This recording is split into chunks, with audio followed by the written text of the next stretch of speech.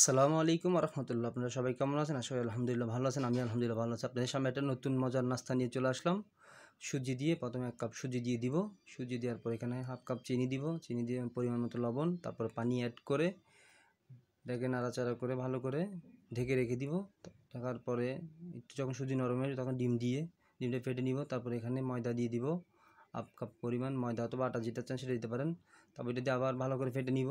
ফেটে নেওয়ার পরে ভালো করে নাড়াচাড়া করে আবার রেস্টে দিব। রেস্টে দেওয়ার পরে 1 কাপ পরিমাণ দুধ দিব। দুধ দেওয়ার পরে ভালো করে ফেটে আবার কিছুক্ষণ জন্য রেস্টে রাখবো। রেস্টের পরে নিয়ে 10-15 মিনিটের রেস্টে রাখার পরে এটাকে ভালো করে নাড়াচাড়া করে একটা চুলার মধ্যে একটা ফ্রাই প্যান বসাই। তারপর এখানের মধ্যে 2-3 চামচ করে দিব। দিয়ে ভালো করে চারিদিক দিয়ে এটাকে 3 চামচ দিয়েছি আমি। 3 চামচ দেওয়ার পরে চারিদিক দিয়ে এটাকে ভালো করে নাড়াচাড়া করে দিব। চারিদিক দিয়ে করে দেওয়ার পরে এটাকে চুলার হিটটা যেন সব দিক দিয়ে লাগে ওই চিন্তা করতে হবে। এটা ওইভাবে চুলাটাকে বসাতে হবে।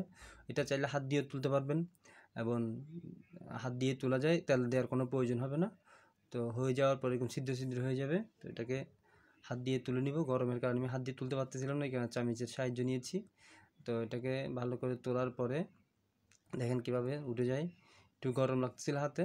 তো এটা উঠে যাওয়ার পরে এটাকে ভালো করে উঠার পরে এটাকে রোল করে নিব। রোল করে কেটে খেতে পারবে। এটা অনেক মজাদার নাস্তা। আপনি বাচ্চাদেরকে বানিয়ে খাওয়াইতে পারেন ইনশাল্লাহ।